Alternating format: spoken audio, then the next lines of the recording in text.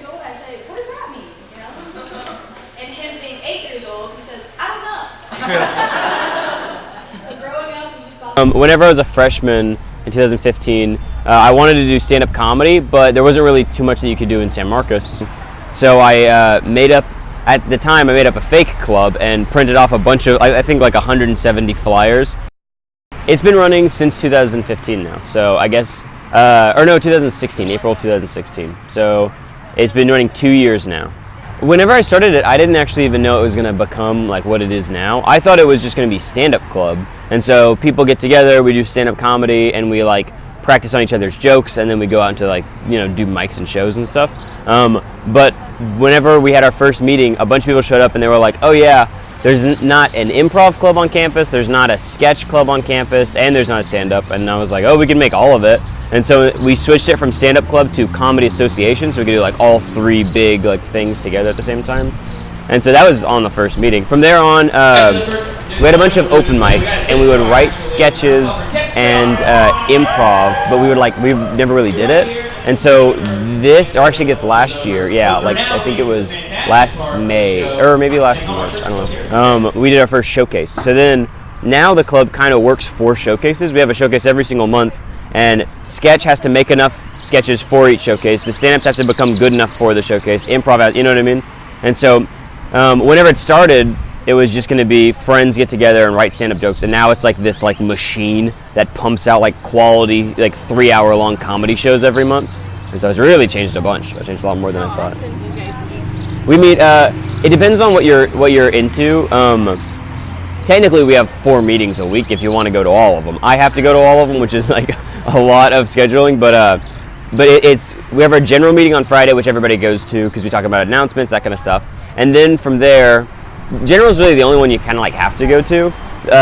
On Mondays we have sketch, on Tuesdays we have improv, and on Thursdays we have stand-up. So if you're a stand-up comedian, you don't like doing improv or sketch, you can just go to Thursday and just go to Friday. If you just like doing, you know what I mean, like you can choose whichever one you want to do. Or if you like all of it, you can go to every single meeting and the general, which is 4 days out of the week, which is a lot. But yeah, whenever I was a little kid, both of my parents are Baptist youth pastors, so I was like, I want to be a youth pastor.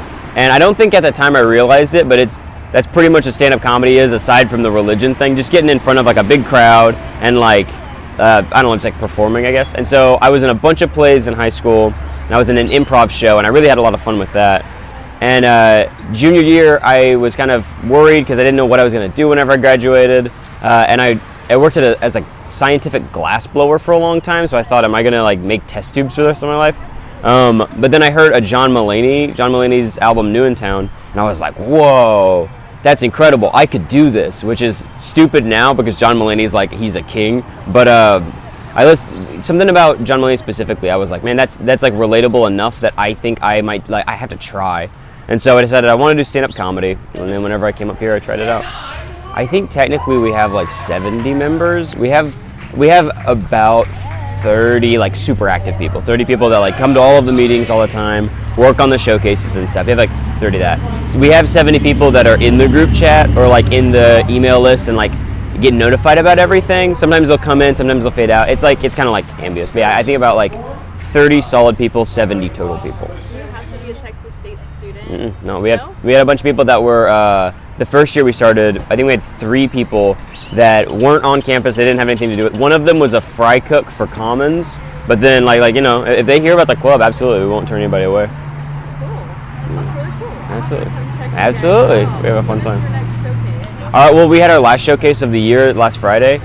So next one's going to be, I think, September 21st, I think.